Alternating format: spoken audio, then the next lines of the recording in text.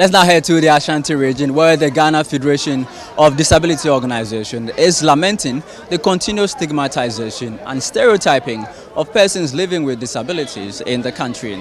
Our Ashanti regional correspondent, Hafiz Tijani, has more details in the following report. Persons living with disabilities in some Ghanaian communities continue to suffer despite the existence of the Persons with Disability Act 715. Many therefore prefer isolating themselves to avoid stigma and discrimination. The Ghana Federation of Disability Organizations warns the public to treat its members with respect and dignity. Stigma normally affects persons with disabilities, looking at things people say about them.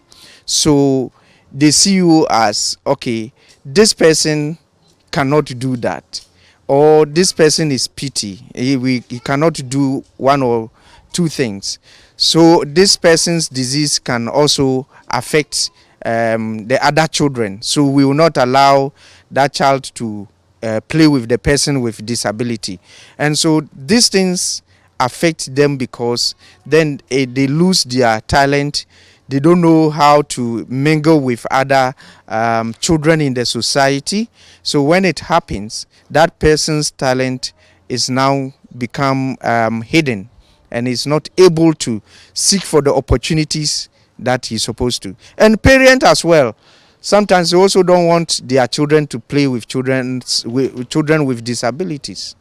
And that becomes a challenge. Disability Inclusion Advisor at the Ghana Federation of Disability Organizations, Becky Nunu, encouraged persons living with disability to speak out about actions that threaten their well-being. When it comes to society and then the benefits or resources that one would have to enjoy as a person with disability, and more so a woman, sometimes it is looked at from a different perspective.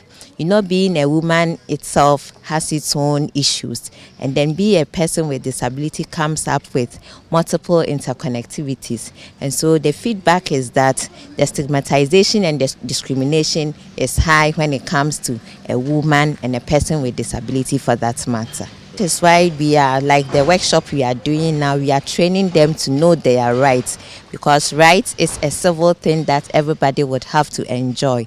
And so as we train them on their rights, it is up to them to champion in the advocacy that we are saying, that persons with disability have equal rights like everybody in the society. And so when these things are leveled against them, they should speak up so that they will enjoy their civic rights as persons with disability and citizens in Ghana.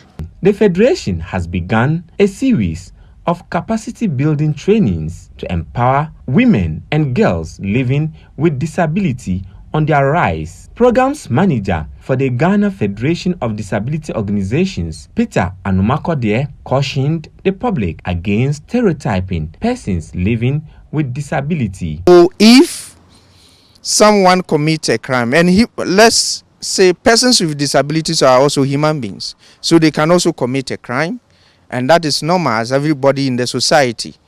So if the person commits a crime, he has a name, he or she has a name.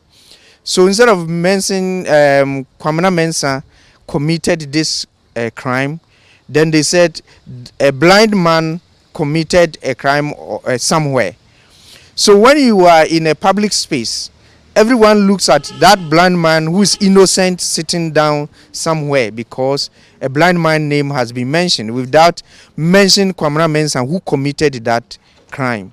And that becomes a very serious thing because people think that, oh, okay, so this man also, because he's blind, he can commit this crime, and I need to be careful about the person. It's the same thing when we see persons with mental health conditions.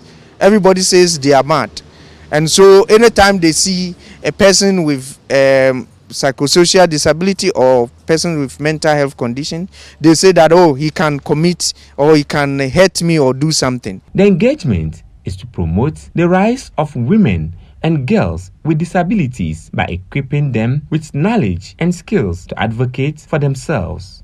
Hafiz Tijani, Citi News, Kumasi, Ashanti Region.